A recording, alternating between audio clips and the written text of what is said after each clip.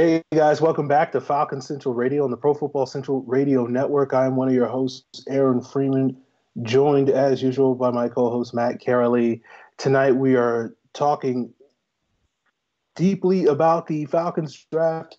We're going to be diving deep with none other than Raekwon Gilbert, a former blogger for the Falcons who's been very plugged in with the Falcons draft. If you've been reading Matt's stuff at Rise Up Reader over the last couple of months, you are familiar with sort of Raekwon's insight into some of the top prospects and some of the, quality depth of this draft class at various positions. So Raekwon is on with us tonight. Want to welcome you to the show, Raekwon. How you doing tonight? I'm doing good, man. I appreciate you guys having me on. All right. Well, let's jump right into it. Matt, do you want to do an overview of the offseason before we get to the first questions? We got a lot of mailbag questions, so you just want to jump right into them? Yeah, sure. So, basically how we're going to structure this show is we're going to kind of talk about days 1, 2, and 3 of the draft and how things might go, how we would want them to go. And basically, looking at this Falcons offseason, what they've done over the last 2 months, they really set themselves up to be very flexible. Coming into the offseason, 3 of their 5 offensive line spots, as Dan Quinn put it, were in question. And, whether you like the players or not, they went out aggressively and got 2 guys to fill the interior spots, the left and right guard. They got James Carpenter. They got Jamon Brown. Based on the contract structure, those guys are going to be their guys there for the next 2 seasons at the very least. And, for those that follow the show, I'm pretty bullish on Jamon Brown. I think he's a guy that might be just entering the prime years of his NFL career. He's going to be the right guard. I'm expecting some good things from him, kind of solidifying that spot, providing some physicality that hasn't been there in the last couple seasons from that spot. So, they took care of 2, they killed 2 birds there with the guard selections. They brought back Ty Sombrello. Might be an overpay. Time will tell if that's the case or not. But, based on his last 4 games of the 2018 season, he's at least earned the opportunity to compete for that right tackle spot. We'll see what happens in the draft. But I think they put themselves in a position at least there with their major weaknesses at offense. They don't need to necessarily go out and get a tackle. Will they do it? It's a very real possibility based on the guys that they've brought in for visits. But again, they're not locked into taking one in round 1. Moving on to the defensive side of the ball, I think, looking at the defensive line, it did take them a couple weeks or months, I should say, before they finally made a move. But bringing in 2 key players, bringing back Adrian Claiborne to be that third defensive end and hybrid player that can slide inside and nickel downs, and bringing in Tyler Davison at nose tackle, I think really solidifies that nose tackle position. Him and Deidrin Senat form a formidable duo there, I think, to really lock that down and improve the run defense. So, again, defensive line was another major concern heading into this offseason. I think with those 2 selections, they don't necessarily need to go defensive line in round 1, but it's still a very real possibility. So that kind of brings us, I think, to the first topic of the discussion is, do we think the Falcons, are they in the right position to trade up? If so, who do you think it's for? And, what would that mean potentially with the picks given up if they were to move up? Raekwon, what are your thoughts on what the Falcons have done thus far, where they position themselves, and do you think there's a real possibility that a move up is in their near future? I definitely think with Thomas Dimitroff, every option is pretty much is on the board, but there isn't some, in my eyes, in spite of the talent, the top half being very talented, I don't think there's too many guys that they're willing to be pushed in hand for, and especially when you're kind of talking about most people are kind of linking Atlanta right now with moving up with Detroit at pick 8. So right now, I think there's only 2 guys right now that you would move up for, and that's Jawan Taylor and Ed Oliver. And for moving right tackle, I wouldn't say the value of the player isn't right to move up for as for a right tackle, but I just think there's some players that kind of give you the same thing, the same talents, if a little lower at 14, or maybe if you trade down. But Ed Oliver, to me, is pretty much the main bust-a-go guy if you're going to trade up for. Because if you're going to go ahead and sign Taylor Davison, then that kind of kind of alludes to giving DeAndre Sinai a little more reps of split between one technique, and you already had Jack Crawford and Grady Jerry going behind each other. But, Dan Quinn likes to move with a little bit. I think it's around 5 interior defensive linemen for the season. So it's kind of a little bit a slippery slope to see how the edge position also turns out if you got a couple of hybrid players that can kick in. But I don't think that you can get someone with that value and that fits all those bills like Ed Oliver unless you move up. So unless you're getting him, I don't think you move up there. So it's interesting that you mentioned Jawaan Taylor as one of the guys that you'd move up for now. I'm not super high on him. I know others are. What do you like about Taylor's game, and what do you think he would bring if, he was the selection for the Falcons, whether they stay put or move up for him? Because, they have brought him in for a visit. What do you like about Jawaan Taylor's game so much? Again, I talked to Aaron about this earlier last week, I believe, and you see the first game. I think the first game I see him watch was against Kentucky and Josh Allen. And like I said, I've called him this many times, but a dancing bear is kind of like an understatement to call what Jawaan Taylor, what he brings to the table. I mean, he's 6'5", 320, a little bit over, but he didn't test it at the combine. But I'm sure workouts they did have him do a couple of things. But I honestly believe he's one of the top tackles just because I think for the SEC, he's as far as athletic wise, I'm pretty sure if he was to test in the combine, he probably would have tested on the top half, even with the extra weight. But I think he was just one of those guys that tested well throughout the SEC against many good pass rushers, especially against Alabama, Georgia, Kentucky, and there he had some really good battles against some of those guys. And despite the team offensive line as a whole not moving, I don't think the Florida offensive line as a whole was played very well, and I think that kind of at times kind of blurred the vision of how good he was. But to me, all season, Jawaan Taylor just showed himself to be the number one tackle in the NFL draft this year.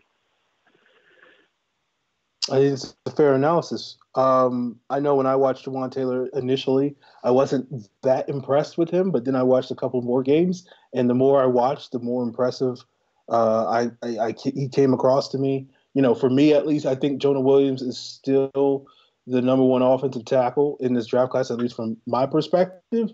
But at the same time, I think because the Falcons are, going with this sort of, they want to be more physical type of offensive line, I think you could make an argument. I wouldn't make this argument, but if others made it, I wouldn't necessarily think that they're crazy for doing so. That, because Jonah Williams is so polished and precise in terms of his development so far at Alabama, that there may not be as much room to grow for him at the next level. I still think that would make him a really good offensive lineman in the NFL, even if he only improved slightly from this point on. But I think with some of the other guys like a Jawaan Taylor, like a Cody Ford, you could at least make the case that they're only scratching the surface of their potential at the next level. And we saw a similar dynamic with the Falcons over a decade ago, where they had a really immediate need at that left tackle spot. They wound up taking Sam Baker, and then I think 2 spots later, Dwayne Brown went off the board. And Dwayne Brown was this really raw player that spent 1 year at tackle after several years at guard at Virginia Tech. And he was a really good athlete and came into the league and struggled right away. And then after 3 years of basically getting his butt kicked by Dwight Freeney, then became the player that we know him today, which is a multi-Pro Bowl type of player. While Sam Baker came into the league, and before he had the injury issues, came in really, and played really well his rookie season. But then as sort of time wore on, you just kind of saw this dip or just sort of stagnancy with his ability. And so I think, given that Thomas Dimitroff seems to learn from his previous mistakes and goes in different directions based off of previous errors, I do think the Falcons, if they do wind up going with offensive tackle, will probably focus more on sort of a player's ceiling than necessarily their floor in this draft class. And I think that would probably lead to them preferring a guy like Taylor and Ford over guys like Jonah Williams. Yeah, so we have an interesting question here from Davon Wilson at Dwizzy 1997. He asked, would you agree that moving up for Oliver or Quinnen Williams isn't as beneficial as drafting an offensive lineman at 14 and then potentially trading back into the second or first for a pass rusher makes more sense? And then he had a second question. What position would make the biggest difference in the first year for the Falcons? Is it right tackle, defensive lineman, linebacker, or defensive back? Raekwon, what do you think about that first part there? Do you think it's not as beneficial moving up for a guy like Oliver or Quinnen and staying put, taking an offensive lineman, and then potentially trading back? And is there any guys that you would trade back up into the first round for that you think might be available to address the pass rush? I think in any situation you have the opportunity to trade up for Air Oliver or Quentin Williams and actually get those guys. I think that's pretty beneficial anyway to get those guys on the field as soon as possible. But honestly, I don't think that – I wouldn't say as beneficial, but I don't think that it will be as logical because right now I don't think having Ty Sombrello as starting right tackle going into 2019 is just the best idea. I know a lot of people put faith in him, but I think his contract was essentially like a 1 year, $3.5 million contract, besides the fact of what he really got. But moving back inside the second round, I think that's just too much to trade for, especially when you're in the when you trade up. If you're going to trade up for Oliver or Queen Williams, you have more than likely you're going to give up that 45th pick. And I don't see moving back up and getting the same value for if you're going to get another starting tackle. In the third round, someone like Titus Howard from Alabama State or Dennis Daly, who I really like from South Carolina, those two guys are maybe someone you can find in the third round and help get back and still get the same stability. Even with getting the pass rusher in the first round, I don't think that the Falcons are just ready. Well, I wouldn't say the Falcons. I would say Dan Quinn is just ready yet to give up on Vic Beasley right now to press that edge, press that need to get a pass rusher so early. So right now, I'll probably say just that's kind of hard. Drafting an offensive lineman at 14 instead of trading back in the second, I think that's probably the most beneficial. Yeah, I mean, for me, because I was crafting a big board over the weekend, top 50, just looking at where the values at certain positions are going, and obviously it's well documented. The strength of this class is the D-line, at least at the top half anyways. Because when I got to round 2 and the top of round 3, I was putting more cornerbacks, wide receivers, safeties, in that round 2 range. And then, looking at the tackles, same thing. The tackles didn't really fall. Maybe Caleb McGarry is a second round type value. And that's probably the best case scenario. If they didn't take one in round 1 is to hope that he's there at pick 45. But, for me, the value, there's a drop-off, basically, is what I'm trying to say, as far as the D-line and the O-line. Once you get into round 2 and then potentially round 3 and round 4, it's when it picks back up again. You mentioned, Titus Howard. I think, I know Aaron and I have some disagreements on Titus Howard and where he's going to fall come draft day, but I think, honestly, the value there makes more sense in round 3. And Raekwon, you mentioned Dennis Daly.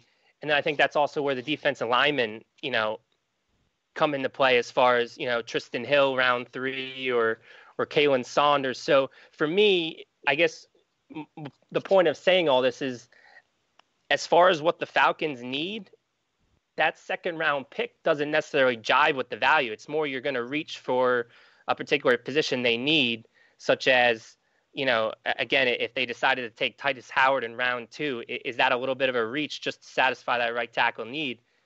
In my opinion, I think it is a little bit. So for me, my thoughts all along as far as trading up to pick 8, say, to get an Ed Oliver or to get a Brian Burns or to get a Jonah Williams, I don't think you're costing yourself too much by giving up that second round pick, because, again, I think the value there of guys that they need doesn't necessarily jive with that pick 45. Aaron, do you have any thoughts? Elaborate. Do you see it the same way, or do you think, if the Falcons did give up that second pick, it really is, a death knell for a potential player to position in need? Well, I think the way that this draft is kind of structured is that the talent of the pass rushers, I think, is kind of stacked at the top. And then if I'm giving my honest opinion, I think sort of second round pass rushers are being talked about as like top 15 picks, because the depth of this class in terms of getting impact pass rushers sort of drops off after you get past like Nick Bosa and Ed Oliver and Josh Allen and Brian Burns. And guys like Montez Sweat and Cleveland Farrell, to me, aren't guys that are, in my opinion, are worthy of top 10, top 15 picks. And Rashawn Gary as well goes into that list. And so those are guys that I think normally in another draft probably would be mid to late first round picks and maybe even early second round picks, but are now being pushed up the board. And so when you look at sort of the value of this draft and the likelihood of where it's going to project, if you don't get your pass rusher at the top of round one, you're now going to be looking at, when you get to round two, you're going to be looking at sort of like third round players where we're talking about, Chase Winovich being the one exception, I think, but like guys that are being projected there, like Jalen Ferguson and Anthony Nelson and LJ Collier in a lot of these mock drafts that are going to be second round picks. And I'm sitting there like those are like third round guys for the most part. And so, that's going to move those guys up the board potentially. And offensive tackle, on the other hand, I think, I think you're going to get some guys taken early in the draft, but I think all of those guys are going to deserve to be picked. I look at a guy like Titus Howard. I think he's worth a second round pick. I think I would probably give him a sort of a mid second round grade. So I feel like taking him at pick 45 is not a reach in the slightest.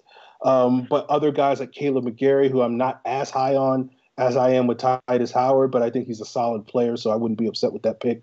And so I do think from a pure strategy, looking at sort of how this draft is stacked, I do think the idea of taking a pass rusher early and then having that second round pick for that offensive tackle is probably the best strategy. But I think, obviously, if you wind up trading up, you're going to lose that second round pick. And so you're basically stuck with just the pass rusher and hoping that you're getting a decent offensive tackle in round three, which this year's draft, I think, is deep enough where a Chuma Adoga or maybe even a Titus Howard or somebody like that is going to potentially be there. You can still get a decent, solid player. I don't think you're going to get a guy that's going to be able to come in right away and challenge Ty Sambrailo. But at the same time, if you take the offensive lineman at pick 14, and then, who are you trading up for in this scenario? To me, after you get past like the big 5 or 6 guys that can go in the top 20, is it like Chase Winovich? Because after that, like, I don't necessarily look at these pass rushers and see a guy that, there are some guys that I think would be good players elsewhere, but I don't know how many of these guys I look at and say, oh, yeah, that guy would be a great pick for the Falcons, picking somewhere between pick 25 and pick, 40 or whatever the case may be. And so, I don't know if that strategy, at least from my perspective, works either. So it's kind of one of those things, I guess that, I'm saying like, it's going to be tough because I think ultimately the Falcons might be stuck in a situation where they're just going to have to choose. Do they want the pass rusher more or do they want an offensive tackle more? And that's wind up sort of the direction that they go in. And, I think you can make arguments on both sides, which one that they should invest in. I think there are compelling reasons for both arguments. And, I don't necessarily have a sort of firm take on it, but I just know from my personal opinion, sort of watching them punt on the offensive line for 4 years, if it does result in that situation and they wind up investing in the pass rush and then punting on an offensive lineman for the 5th year in a row, I would find that a little bit more problematic than just trusting in Takk McKinley and Grady Jarrett and Adrian Claiborne for 1 year and then hoping that they can solve the pass rush issues next offseason. It does sound, based on, what you said there, that I think your preference or the ideal outcome would be to address that edge position, though, with pick 1 because of the drop-off that you're talking about with, you're looking at more developmental options come day 2 and early day 3. And then, if they do keep the picks, stay put at 14, get a guy like Brian Burns, then at pick 45, there's a very good shot Titus Howard's there, and you can check off the right tackle position there with the round 2 pick. Is that a fair assumption to make as far as what you would do if you were Thomas Dimitroff? I mean, yeah, in general, yes, that is sort of kind of where I would lean. But it depends on who the edge rusher that I'm getting, because I'm not a huge fan of Montez Sweat or Rashawn Gary or Cleveland Ferrell. So to me, if I'm getting one of those 3 guys, like, I don't look at any of those 3 guys, even though they may fill a bigger need or a bigger issue that I want resolved. I don't look at any of those 3 guys as better than the potential offensive tackles that I'm going to take. And so if it's, people always say everything being equal. And in that case, it's like everything being equal. If everything is equal, then I'll just take the offensive tackle. I'm not going to take a lesser pass rusher just because he's a pass rusher, in my opinion. That's fair. We got an interesting scenario question to throw at both of you guys' ways from KXI at Zan Sumrall. He said, let's assume Brian Burns, Christian Wilkins, Cody Ford, and Jonah Williams are there at 14. Kind of give me a stack. What names, who would you call first in that scenario? And then who would you call last of those four names if those four were still there at 14? Raekwon, if you want to go first on that one. I think just because of what Aaron just said, because the value of the pass rushers right now, to be honest with you, the only top 10 pass rushers in my edge defenders, in my opinion, that should be drafted is Nick Bosa and Brian Burns. But if somehow if he was to slip to 14, then you have to place him on top of the list. That's a strong consideration as to how much do you value and how much do you think that can you get value in the second day 2 or day 3 at your tackle position and fill in the offensive line. Because if you really want to go all in on Brian Burns, then you secure that outside line, and maybe you move Vic Beasley into different positions and kind of pushes him out. But I think Brian Burns is pretty much will be on the top of the list for that. But as far as the last, Christian Wilkins. I don't think Christian Wilkins is a bad player. But I don't think he's a top 15, top half draft player. I don't think he's even. I think he's get more in the conversation. Maybe towards the end of the first, early second. I think he's going to get. I think a lot of the Clemson defenders are going to get a kind of a little lower slip, not because of what they did on field or even off on their workouts, but I just think that they don't. And I think they went into the season with a lot of hype, and now that people are starting to see him and starting to get more familiar to it, the heat is kind of cooling down. So Brian Burns may be 1, 2, 2 honestly would be Cody Ford. I honestly have put Cody Ford above Jonah Hill just because I like size. I'm pretty much a big size guy, especially when you talk about right tackles for me and someone that can move light on their feet. I think I'll take Cody Ford against that. Now, even though Jonah Williams to me is a technician amongst the whole group and someone that I feel a little safer with. I think a safer bet will probably be with Jonah Hill, but Cody Ford to me is pretty much gamble with. Which one are you going to take? Yeah, I don't see it too differently. For me, Brian Burns, Jonah Williams, those are top 5 players. Those are some of the blue chip prospects in this class, in my opinion. I have Jonah Williams 4th overall and Burns 5th overall. And you can flip a coin, honestly, if it came down to those two. And then you're right. I like Christian Wilkins. I think he's a good player. I think he's a fit for the Falcons. And, we have a question later, who could be a Keanu Neal type, reach type player in this draft. I think Christian Wilkins could be that guy where, I'd be more comfortable taking him in the 20s. But if he went at 14, again, I don't think there's anything wrong with that. There's other guys I think that might be available that are better than him or I take over him. And then, Cody Ford's one of them where he's my 12th overall player. I think he's the second best tackle in this class. And if he's there and it's between Ford and Wilkins, I'm taking Ford, every day. So for me, it goes Burns, Williams, Ford, and Wilkins. But again, at the top there, if you gave me Brian Burns or Jonah Williams, I'd be happy either way. So Aaron, how do you see it? Do you see it similarly, or do you have any different? I have, my stack is basically the same as yours, Matt. I think, just to be different, I think if the Falcons were picking here, I think they probably put Ford 2 on this list over Jonah Williams for the reasons I stated.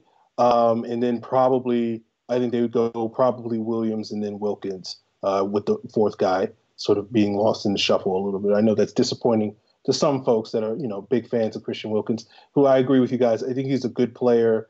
I think at this particular pick, I don't know if he has the sort of the way I would compare Christian Wilkins, he's a player similar to me, sort of like his ceiling in my eyes is a player like Kenny Clark with the Packers.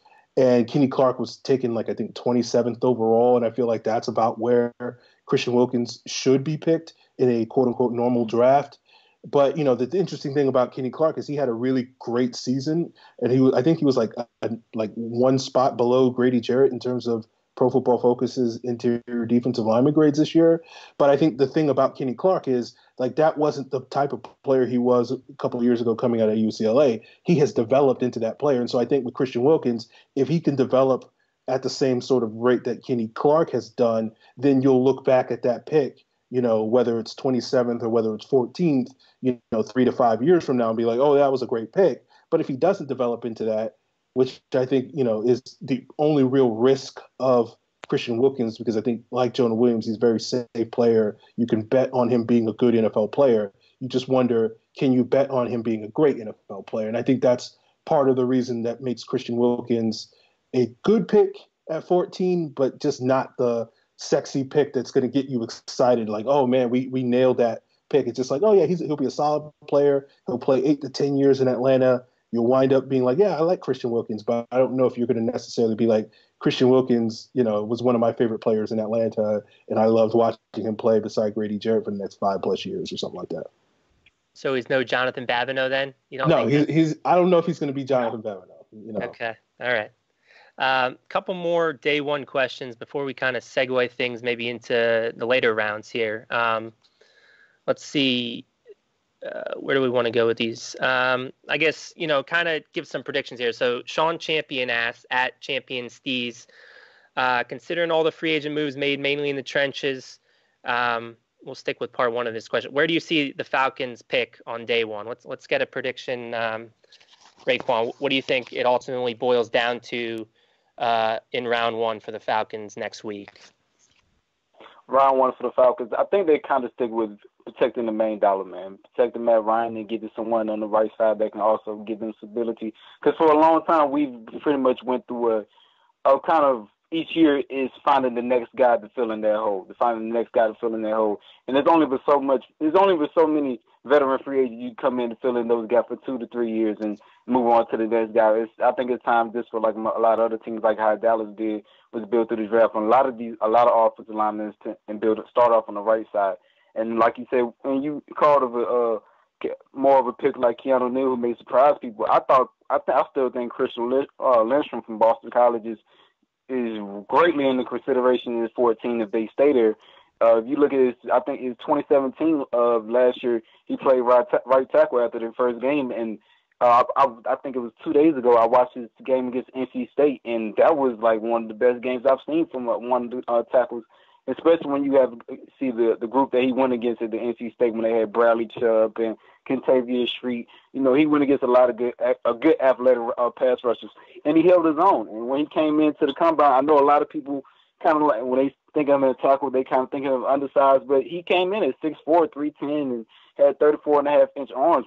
I think we're longer than Andre Dillard from Washington State, Janoa Williams, and Caleb McGarry, who's I think he's 6'7", and I just think that he killed most of the workouts coming in, and I think that was another reason why Dan Quinn, Thomas Dimitroff went out and took the flight just to get the secondhand chase against and see if he really was his athleticism method to take. But I think that's definitely someone who I think could be it could just throw a whole wrench at the whole draft and confuse everyone. But he, to me, is top of the list, and that's someone I think that can be kind of a focus on the day one. That's very interesting. I did not expect that at all. I'll have to go back and look. I didn't realize that he was a right tackle in 2017. So maybe there is something there. Athletic testing, you're absolutely right. I mean, he lit up the combine. So he's a guy that definitely, he had the tape coming in, very rock solid, much like Jonah Williams. Lindstrom is one of the better technicians from the offensive line group in this class. Again, I do wonder, you guys both talked about the physicality and what they might look for from that right tackle spot. Is he the mauler that, Jawan Taylor and Cody Ford are? And would that keep them from not selecting him and making him their right tackle of the future? But other than that, he checks off every other box. So, yeah, that's absolutely someone that would definitely be a surprise because just like Keanu Neal, Lindstrom was a guy that I think many consider, a late first, early second round guy. But if he goes at 14, you can't be too shocked based on what we just said there. So, Aaron, what about you? What do you think it comes down to in round one? Do you think also offensive lineman for the Falcons? Yeah, I think, if you're staying at 14, I think offensive tackle is probably the safest bet for what the Falcons will probably wind up doing.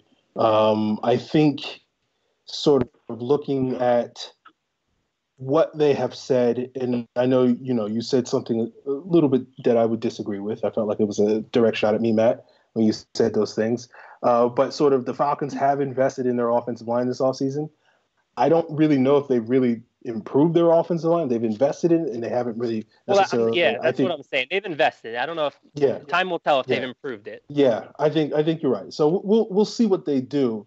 I just look at it and I feel like the additions of Adrian Claiborne, the additions of Tyler Davison, even though they're sort of one-year deals, guys that are not making as much money as some of the offensive linemen they've re-signed or signed this offseason, I feel like those move the needle a lot more for the defensive line.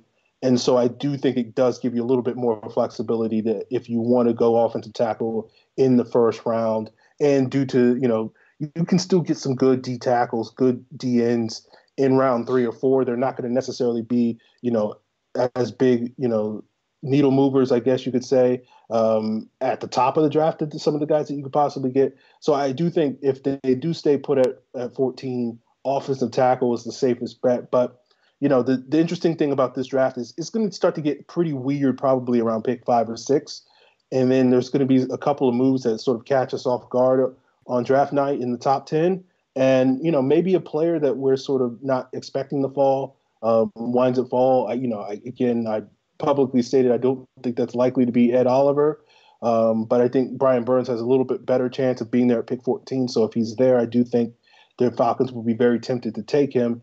And I would say, on the topic of trading up, if either Ed Oliver or Brian Burns fall out of the top 10, I do think then the Falcons could start to really, really strongly consider trading up, because that way you probably can get from 14 to 11 or 14 to 12 without giving up your second round pick. So you can still get the guy that you really want, say pick 11, give up I guess a third and maybe one of those fourths to move up, jump 2 or 3 spots, and you can still keep that second round pick to come back and get another quality player, probably an offensive tackle in round 2. So I think, if those guys start to slide in this draft, then I feel like we could see the Falcons move up to get one of those guys. Raekwon mentioned, his version of Keanu Neal maybe in this class. Chris Lindstrom at pick 14. Aaron, do you have a Keanu Neal type where might be considered a reach? But, looking back in a couple years, he fit the system and, they had higher on their board than maybe the outsiders viewed. I know you said Devin Bush was a guy that's as a wild card, but I don't necessarily think that would be a reach if he was picked at 14. Any other candidates, guys? I think Lindstrom is, I think Raekwon nailed it, because I think Lindstrom is a good sort of pick for that, because I think most people are sort of thinking if he does go in the first round, it'll be somewhere at the back end, somewhere around where Kansas City or the Rams or the Chargers are picking at the tail end of this draft. And he's been a guy that I think a lot of people have been hoping and pegging the Falcons to pick up in round 2, which was the case with Keanu Neal, 3 years ago, where everybody, I think by the time we got to draft, everybody was like, oh yeah, Keanu Neal's definitely going to be pick 50 or whatever we had that year. And it'll be, somebody else at the top of the draft, Darren Lee or whoever it was that we were all projecting at that time. And then when they took Keanu Neal, it was like, oh, okay, that's interesting, particularly when, Myles Jack was falling at that time, and we didn't quite know that NFL teams were really scared by his injury issues at that time. So that was really a little bit of a surprise. So with that sort of scenario in mind, like we could see, I don't know Ed Oliver, but we could see Brian Burns falling to pick 14. It's like, oh, we're going to get Brian Burns. And then the Falcons, come in and draft Chris Lindstrom. And it's like, okay, like, why did you do that? Like, so, that's typically sort of how the Falcons tend to throw curveballs for us on draft night. Yeah, I think the only other one I'd throw out there is Dalton Risner, because I think Risner, again, I'm not sure how the NFL feels about him being a first-round pick, or at least a top half first-round pick. I think, more so bottom of the first half, like the Houston Texans perhaps, or maybe even he sneaks to the top of the second round. But I think from a culture standpoint and a fit and just versatility, for the fact that it would give them flexibility if they don't want him to be the right tackle or they want him to be a guard or maybe the future center, which that was his natural position, coming through Kansas State before he made the transition there. I think Dalton Risner fits what they're looking for as far as a mauler, a culture guy, and just, again, versatility to be whatever they need him to be on the offensive line. I would assume that they'd start him at right tackle. But again, if things go haywire with Brown or Carpenter, maybe they'd want to kick him inside and have Sembrilo, be the right tackle. I think Dalton Risner could be a guy that maybe goes a lot earlier than some prognosticators might think, but would make sense for the Falcons at 14. So yeah, I guess, moving into day 2, it seems like we're kind of, all thinking offensive line is going to be the safe choice for that round 1 pick. So with that being said, what do we think that means for the day 2 and 3 plans? Obviously, not addressing defensive line on day 1, you'd think that'd be, the top of the to-do list for the Falcons heading into Friday. Raekwon, what kind of names would you be looking at come day 2 to address defensive line? Or do you think there's another position maybe that would deserve consideration or could surprise with that round 2 or round 3 pick? I think each year we've all got kind of used to like the first round cornerback buzz for Atlanta, and this year is maybe a little bit different because actually I'm not a part of the first round corner buzz right now. I'm not part of that crowd, but in the second round, it's a little tedious when you start to look at it from a standpoint where players like Juwan Williams and Lonnie Johnson, Isaiah Johnson, who I wouldn't technically call them day 3 standard players. But I definitely see somebody, Atlanta, the Falcons taking a chance on player like Juwan Williams from Vanderbilt, who was 6'3". I think he's 6'3", 6'4", 210, and I watched him a couple of nights ago. Has superb movement skills. Like I was actually really surprised to see a guy that big move that well, and especially in press coverage and off coverages. He does a pretty good job of filling in for the boundary and company. I think he's just a little more comfortable playing off. But in pressing red zone, he did like superb. This year, I think it's like his first year getting any interceptions. I think going into his third year. I mean, he had none, and this year he had 4 and like 12 pass deflections. But I think he could have a lot more. Yeah, I think there were 2 that I've seen that he had from that was out of bounds or so. But I think that's the guy right there, Juwan Williams at corner, that I think definitely Dan Quinn and Thomas Dewey would definitely fall in love with. Another tall press corner to kind of fill in, and even at times and maybe get a chance to give Desmond Trufant a chance to follow in, but for some receivers to follow in into the slot if needed be. But that's a guy that I think that could be a headliner surprise, but I think he'd definitely be a good fit for Atlanta into the second round or third. Yeah, I'm with you. I'm definitely not on the round 1 corner bandwagon. That's one of the positions that would make me vomit inside it if that was the pick in round 1.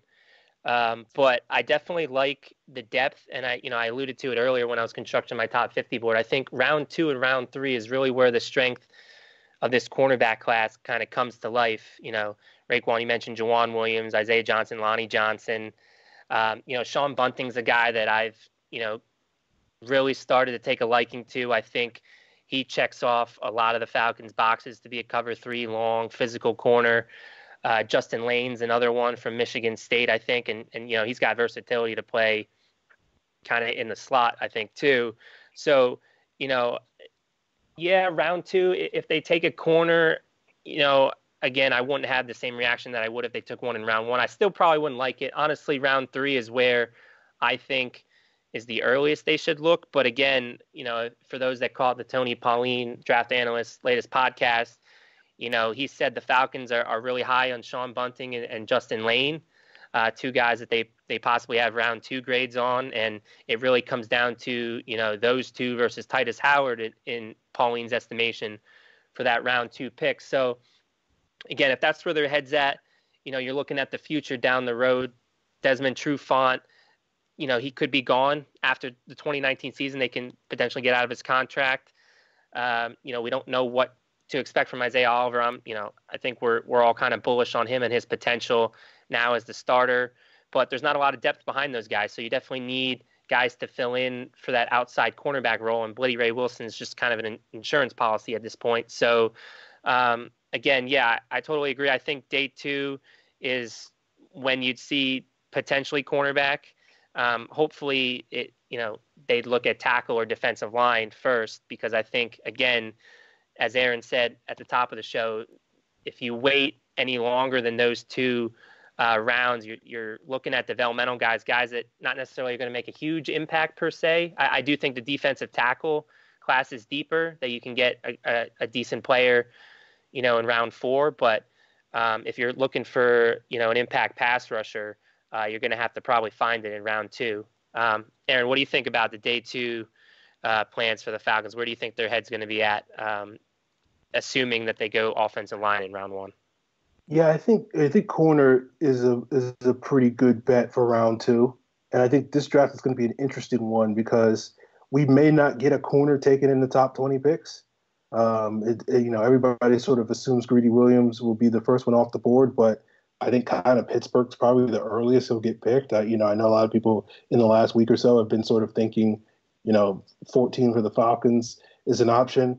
Again, you can never put anything totally past the Falcons, but I'll just go ahead and set myself up for, big disappointment on Thursday night. But I just don't see that as a likelihood at all, or even a slim possibility at all. I think if they're going to go completely away from the trenches again, like I said, I think Devin Bush is like probably 100 times more likely than Greedy Williams. But again, these words will be thrown back in my face in a couple of days if I wind up being wrong about that. But so I think, the interesting thing about this draft class with the cornerback group, because I haven't really studied the cornerback group, I've seen a couple of guys that the Falcons have been connected to. And it's one of those things where, I think this is going to be a pick your flavor type of draft where you could see 15 corners go between pick 20 and pick 60 or something like that. That wouldn't totally shock me just because teams are we don't really like this cornerback class. There are a couple of guys that we do like, and we're going to just basically make sure that we get the guy that we do like. And so I think that may push the Falcons if there does begin to be a run of cornerbacks early in the second round or late in the first round, where the Falcons going to feel compelled, okay, we don't really love the depth of this cornerback class. And we know if we wait to round 3 or we wait to round 4, maybe the guy that we want isn't going to be there. So let's just take the best guy on our board right now at pick 45, and then we'll still be able to get, a solid rotational piece on the defensive line in round 3. It may not be that sort of impact pass rusher because at that point in time, you're probably not getting one of the premier edge rushers. You're probably not getting one of the premier defensive tackles, but you are getting at least a player similar to Deidre Sanat that can come in and contribute in your rotation. And, in the third round, that's kind of not to say that you can't get better players in that, but at the third round, that's usually the point in the draft where you're sort of okay, we're not getting necessarily the impact players at this point in the draft. We're just getting guys that are either developmental players that can be impact players, 3-4 years down the road, or they're just going to be solid sort of role players. And, role players is often a bad word, but it's not really because, Devontae Casey's a role player, but he's a pretty good one, right? So yeah. It's one of those things where, if that's what you're getting in the third round, that's fine. No one's going to complain about drafting a sort of another Devontae Casey in round 3. So I do think, Sean Bunting, Justin Lane, maybe a Rocky Sin or somebody like that could be on the Falcons' radar, maybe at that pick 45 at the cornerback position.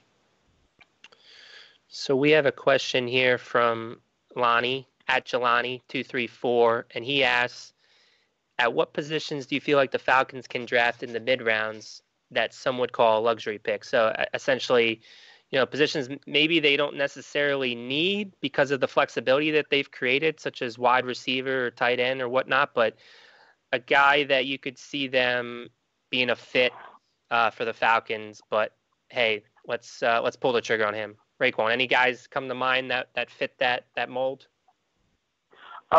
Jacoby Myers from NC State, I'm really a big fan of him.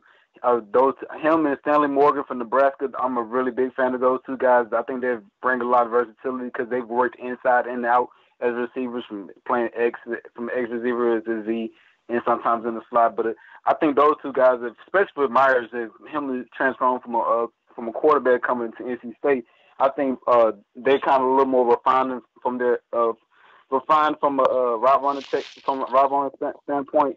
A little bit like how Mohamed Sanu is moving into the slot, but I think those guys maybe into the third round, maybe fourth round. I think those guys give you a lot of value if you're going to move up and say, well, if we're going to move up from Mohamed Sanu, let's go ahead and get our guy for next year. I think that would be a definite standpoint right there. But I don't really see too many. I would love to see them get another running back, maybe in 5th round, the 6th round. There's a couple of guys I like in between there. Marquise Young from UMass, maybe into the 7th round. He's a really good guy who reminds me a lot of Tevin Coleman. I think he does good in both in the pass and run. So it's a little bit of a stretch for how many players they will be willing to get if they were to think out, if they were to grab outside the box of their need. But I definitely think maybe Stanley Morgan over Jacob Myers just because his experience at wide receiver, and he does have a little bit of return experience. But I think I'd definitely take him as far as the one that's outside the box, but still a good player the hedge your head on for long. Yeah, with Jacoby Myers, I mean, he was a guy, when I saw him at the Senior Bowl and stuff and doing some digging on him, you mentioned Mohamed Sanu. I think as far as this draft goes, as far as one-for-one replacements to take over for Sanu in the future, I don't know if there's a better pick than Jacoby Myers. I think, you talked about his football background, which Sanu has, or quarterback background, which Sanu had through high school and stuff. So, yeah, I mean, for him to play the big slot, in 2020 and beyond when Sanu might be a cap casualty come that time, I think that would be a great pick. I do wonder, does he provide special teams, experience? Because, for a receiver there to be selected, I think they're going to want to use them on special teams early on in their career. And I'm not sure Myers brings that, but if he does, I mean, I think he'd be a welcome addition and, a clear replacement for Mohamed Sanu going forward. Aaron, what about you as far as luxury picks maybe from this draft for the Falcons? I don't know if you would call it a luxury pick, but I do feel like we're going to see a linebacker get taken probably earlier than people think. And that may be in say, as early as round 3. And I think it might be a similar situation, kind of like the cornerback that I just described, where you may not look at this linebacker class and say, man, this has got a bunch of great players, and this is a great year to draft linebackers. But there's a handful of guys that sort of stand out to you, or at least maybe stand out to the Falcons.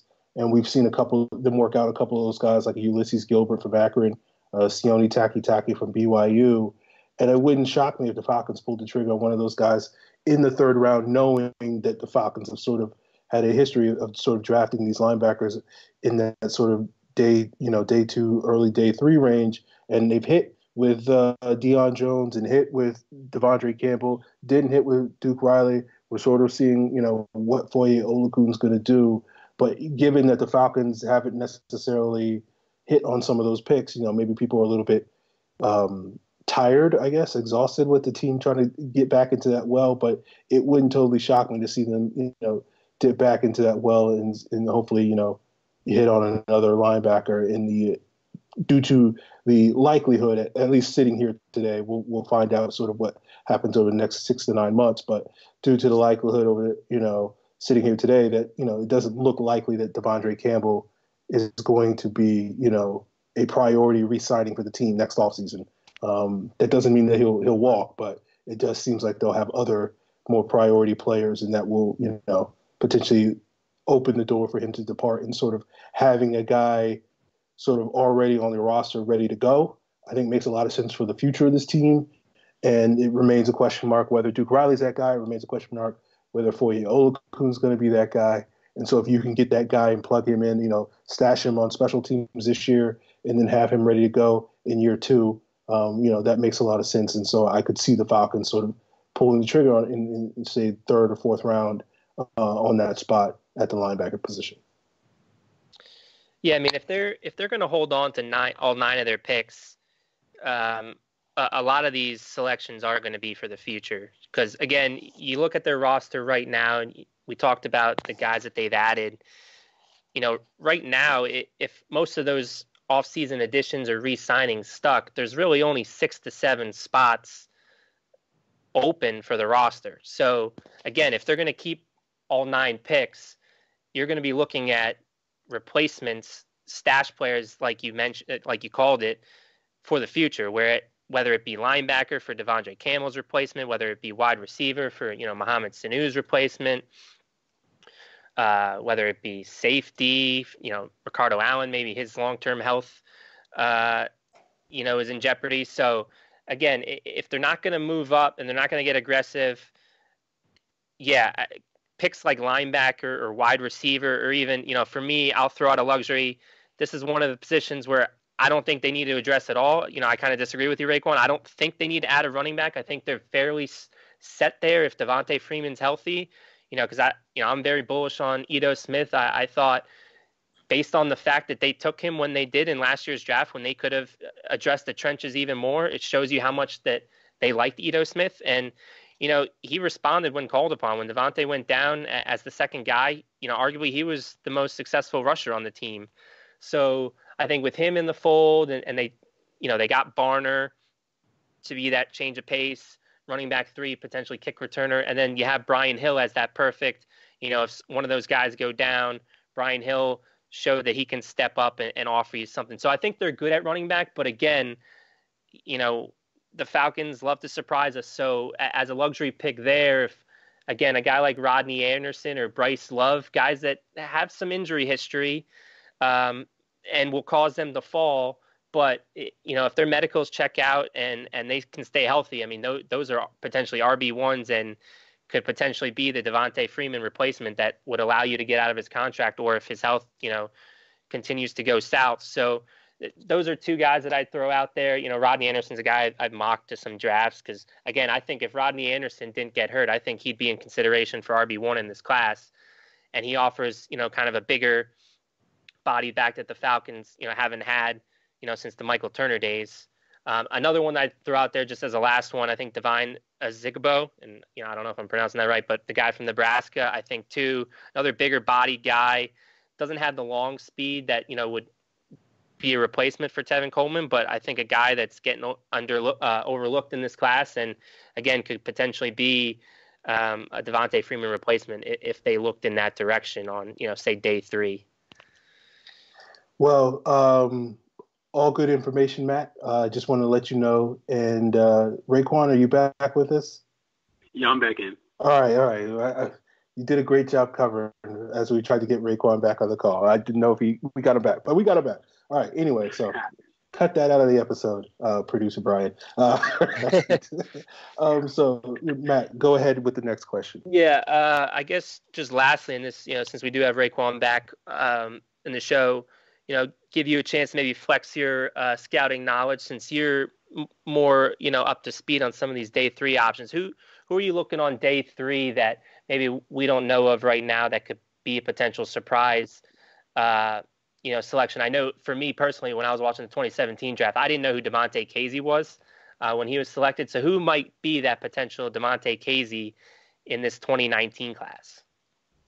Honestly, I think the next guy to pop up is kind of surprised. I told Aaron about it a few days ago with Jamal Davis out of Akron, who was the guy I really felt like if Devondre Campbell was to leave for the next period and you need a Sam linebacker, I think that guy pretty much fills the role. And he may be bumped up a little. He may be bumped up a little early. Maybe you see him in the fourth round with their 4th pick, or maybe you see at the end with the 137 pick. I believe they have with their comp in the 4th round. But I think Jamal Davis is kind of one of those guys that he's going to come in early. And he's going to get a lot of attention, a lot of praise from a lot of people, especially during the rookie mini camp and before everything that has to do with anything being shorts, because I believe he's one of the better athletes in the draft at his position. But also that he's a very good player. I think he was playing a little bit out of position at Akron, playing as a defensive end, but I think he's going to be one of the little bit of hybrids like Brooks Reed, where he have his hand in the dirt or maybe play off ball.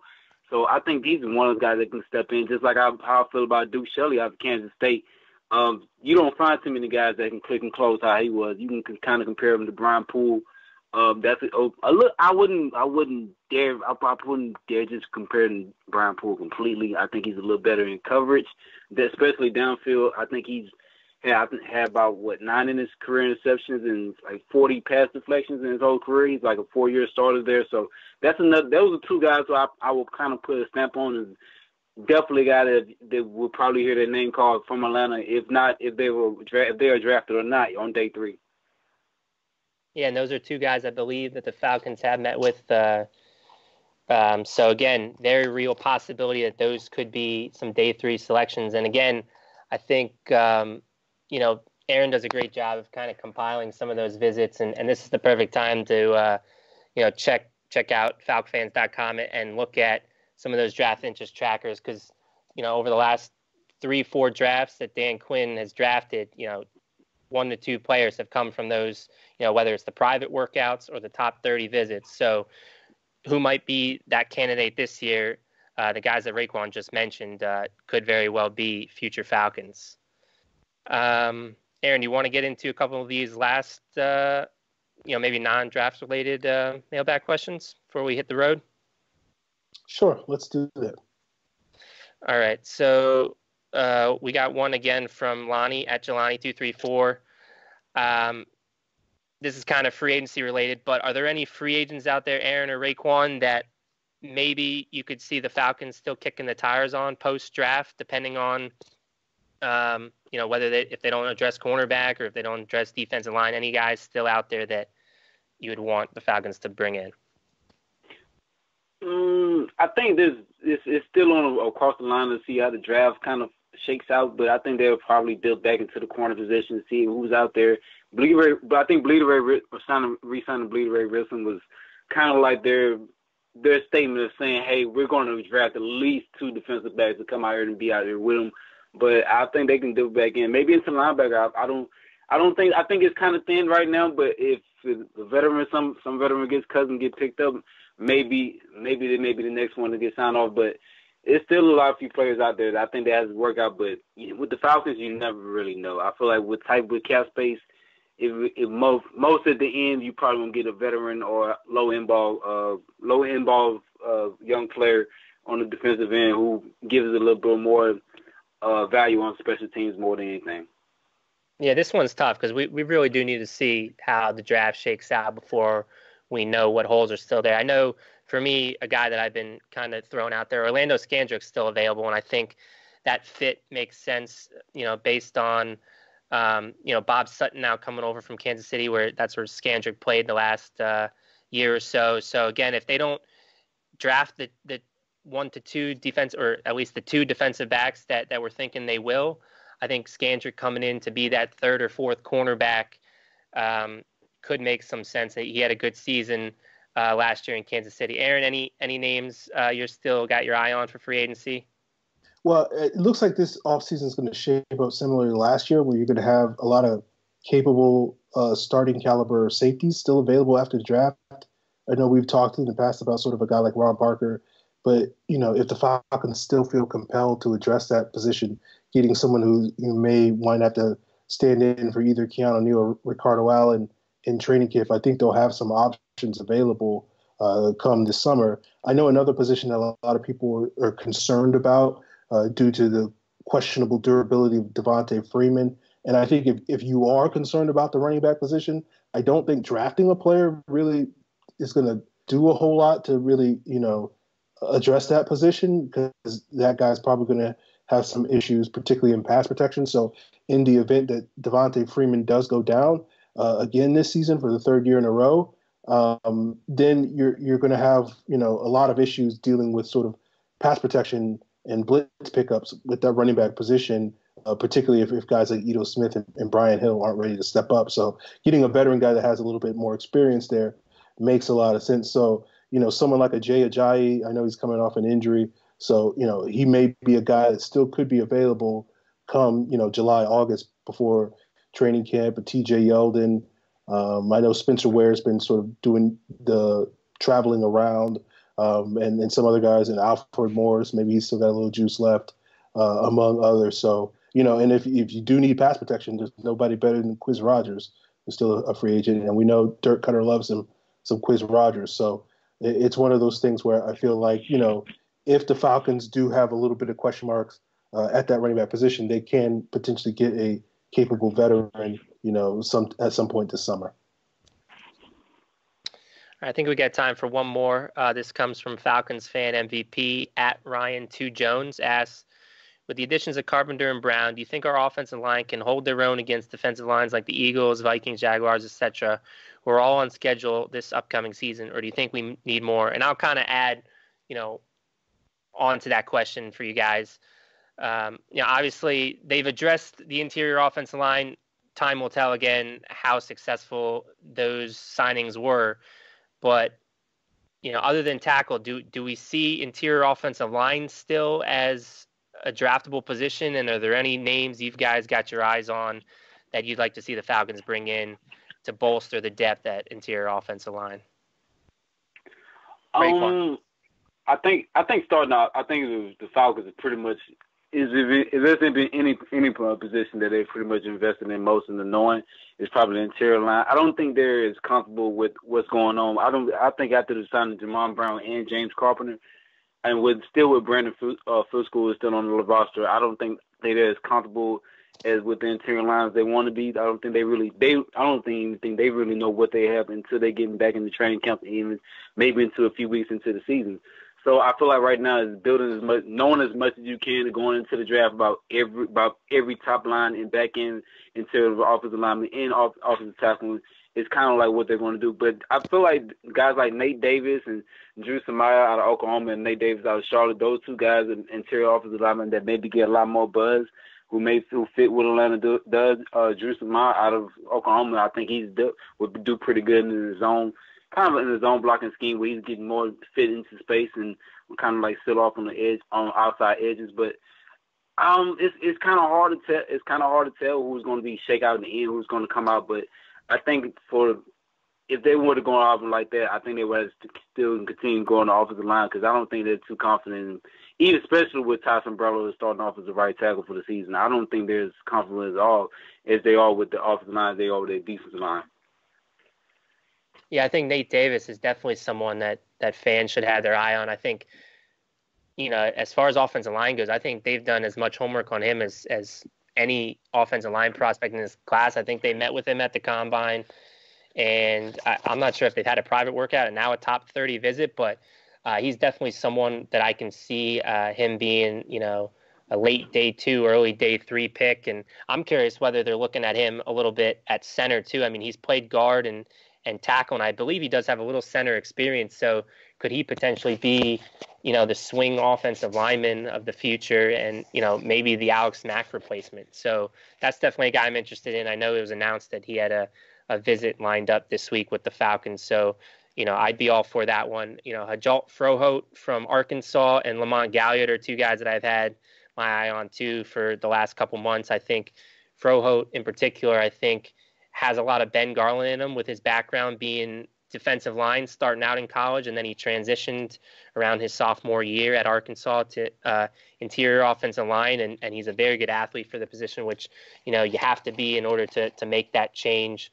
So if they can get him in round 4 or 5 to replace Garland and potentially push Schweitzer for that interior swing backup spot, I think that would be a great move for the Falcons. Aaron, what about you? What do you got as far as interior offensive line needs or just offensive line needs in general for the Falcons moving forward?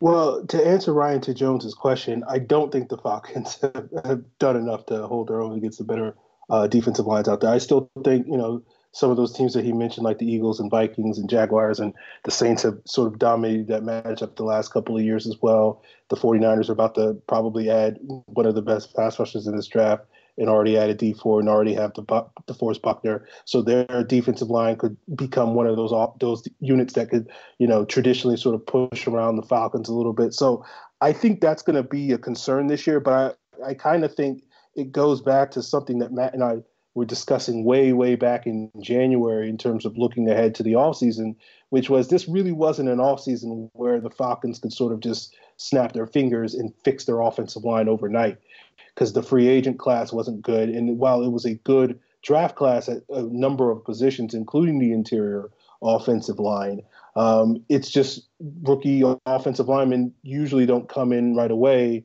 and are good. You can usually get a good offensive tackle or a good guard in the first round. But, after that point, you're not necessarily drafting guys that are going to be immediate impact guys, which is obviously going to be something that the Falcons are going to have to weigh when it comes to, their first round decisions. And so really, I think the plan, at least going back to what Matt and I and others were discussing back in January, was kind of the hope was that they would be able to get the immediate impact players along the defensive line of free agency and just invest in the offensive line in the draft so that even if it didn't necessarily fix the Falcons offensive line overnight, you would have the investment still that 2, 3, 4 years down the road, this wouldn't be a question anymore. The better defensive lines in the league wouldn't be pushing you around because you have made the investments that other teams have made in recent years, like Philadelphia, like Dallas, like Washington, where they have some of the better offensive lines, at least when they're healthy, in the league. And hopefully that will be a situation for the Falcons in the future.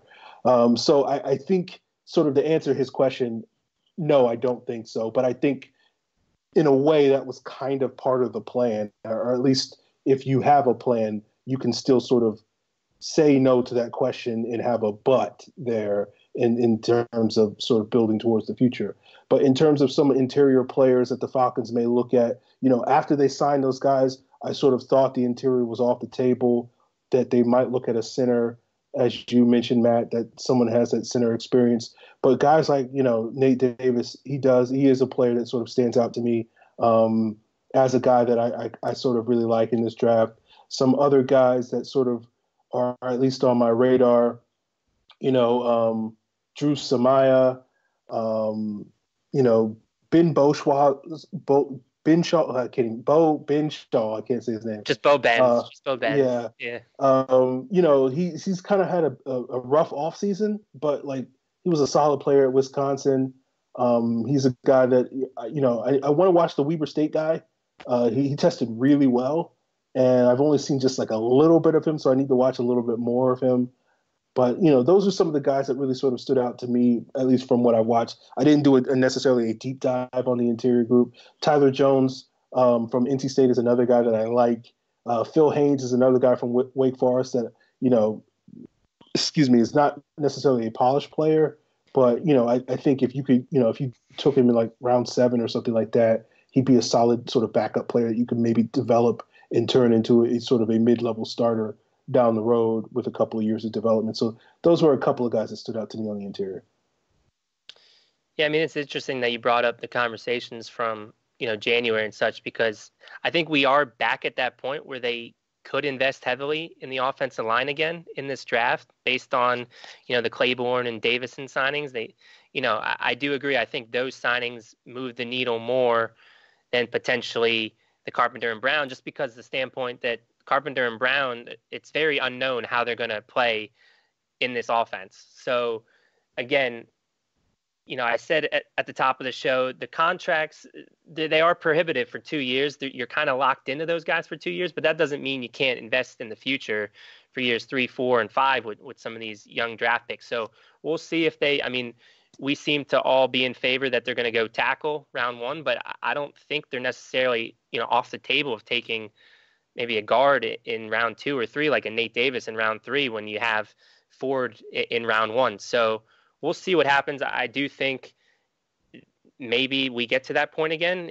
We took a circuitous route, but hey, if that's what it takes to get there, I'd be all for investing in the offensive line more. But again, I think I'm a little bit higher on these guys too than you and Raekwon are and some of the others. I think Brown, again, could be entering the prime years of his football career, and Carpenter could turn into be, an Andy Levitre 2.0 where, at age 30, kind of has a little bit of a renaissance playing next to 2, Pro Bowl caliber guys in Alex Mack and Jake Matthews. So we'll have to see how it all plays out. I think they've at least taken a stance that they're trying to get more physical up front and trying to address the offensive line, but we'll see next week how much more that they address it. But again, I think they're better off now than they were a couple weeks ago. Agreed. So that's going to do it for tonight. We appreciate Raekwon for, calling in twice to be with us on tonight's episode. Raekwon, let the people know where they can find you on Twitter if they want to chop it up with you about the Falcons, the draft, or anything in general. Chop it up with me on Twitter at RxGilbert, GILBERT 97. I'm willing to talk about anything on Falcon related, NFL related, sports related. Sometimes we talk about life, but it gets a little weird on Twitter, so you got to get off. You got a big board and a mock draft coming out. Is that true? Yeah, I've been working on WordPress, but it's been a lot of technical things. But I finally got it releasing it tomorrow at 10 o'clock Eastern. It's the top 50. It's 150 players on the big board. I wanted to list it only by positional needs, but I didn't want to do that anymore, so I kind of did it by each position. And I explained it pretty much how I did it, so a lot of people wouldn't get mad about which player wasn't on my big board and why they weren't on my big board. So I did that, and I'm also releasing a 7-round mock draft for the Falcons, also with no trades. I would love to put trades in there, but again, it kind of jumps up everything else. So I'm just gonna do it straight out. So those will all be releasing 10 o'clock Eastern. Awesome. Yeah, guys, check that stuff out. If you've read, Raekwon and my collaboration piece in the past at riseupreader.com, Raekwon does his homework. He knows these prospects inside and out, so you definitely don't want to miss that big board and that mock draft. So take a look at that. And we'll be back next Tuesday, talk more draft, get you guys geared up, sort of see what smoke screens or what sort of actual rumors come out in the next couple of days that we can talk about at next week's show.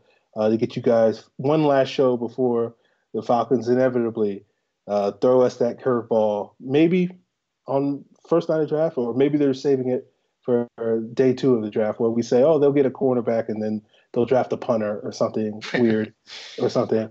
So we'll talk to you guys then. If you guys want to check out the show, be sure to follow Matt and myself on Twitter at FalcFans. For me, Matt is at Matt Caroly, Karoly.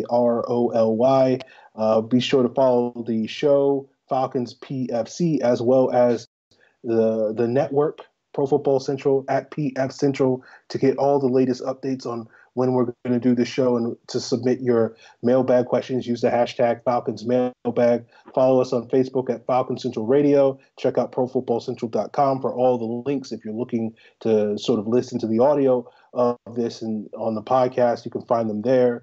And check us out on YouTube as well, at Pro Football Central on YouTube, and hit that bell icon when you subscribe so you know when the show goes live. So we appreciate all you guys for tuning in for tonight's episode, and we'll be back next week. So long.